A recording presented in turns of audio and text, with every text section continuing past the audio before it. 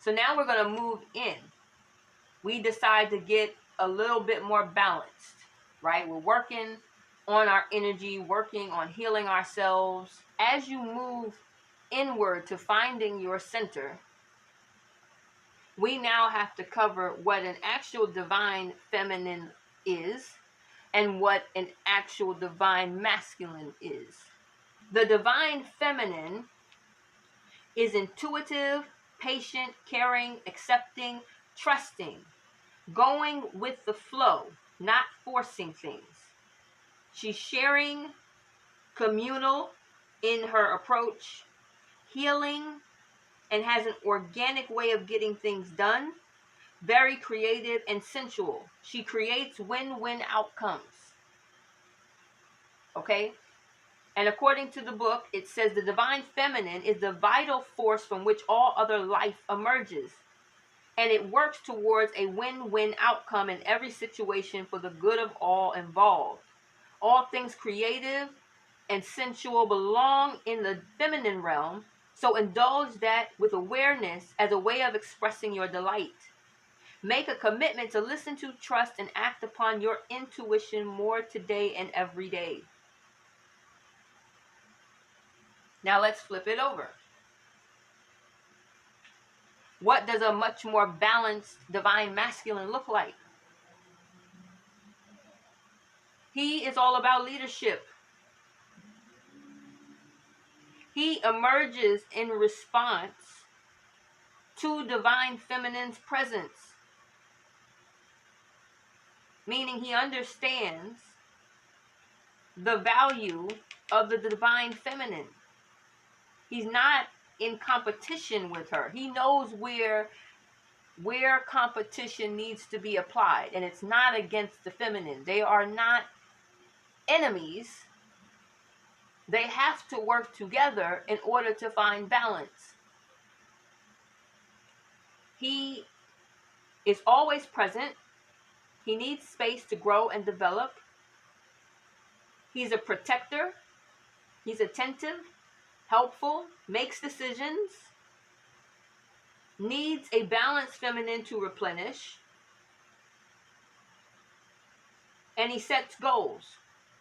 He basically assists in helping to grow the feminine, just like the balanced feminine helps to grow the masculine energy.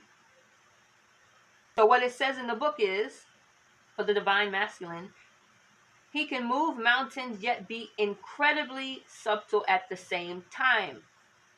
He needs to return to the feminine forces regularly to replenish himself, which in the past was regarded as a weakness, leading to the distorted approach of attempting to dominate or control the feminine.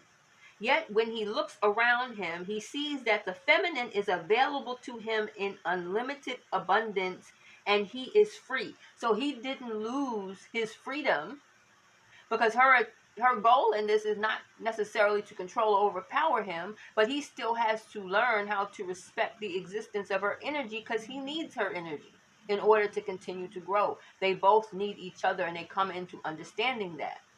Let's go to the garden and the gardener. So we're going to start off with the feminine energy, the garden. It says the garden is lush and fertile when she is healthy, barren and forbidden when she is neglected. She ebbs and flows with the seasons, is still when she needs to be, and full of color, life, and nourishment when the timing is right. She bursts with fruit and flowers, right, and attracts all good things to her. Animals and people come to marvel at her beauty, enjoy her cool shade, inhale her fragrance, and restore themselves. In a world where we are constantly under pressure to be active, the idea of being the garden rather than the gardener can seem far too passive. In this context, however, to be passive means to be peaceful and in a state of trust, trusting that all you need is available to you without having to hunt it down. So she will wait until it's right. That is her balanced energy. Okay, let's flip to the gardener.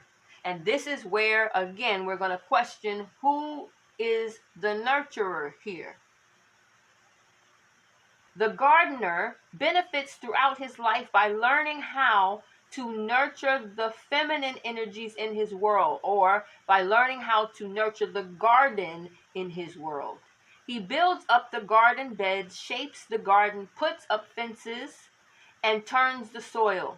He plants the seeds that the garden gave him initially and protects them while they grow. Sometimes he has to work hard so that when harvest time comes, he can enjoy the full bounty of his reward. He learns how to be in harmony with her seasons and thereby profits from her beauty and abundance, while she benefits from his strength and diligence. Again, who is the nurturer here? It don't sound like it's the feminine energy. So both energies are needed to work together. This is not an individual effort. If you really tap into this entire concept could change your life if you let it. I got 2 cards over here for the feminine. I hope you guys can see that. When she's in complete balance, and 1 for the man. These 2 together, I feel like, best describe what the feminine is like when she's completely in her balance. And this 1 card really represents, to me, the best answer for what it's like to be a masculine completely in his balance, completely in his center.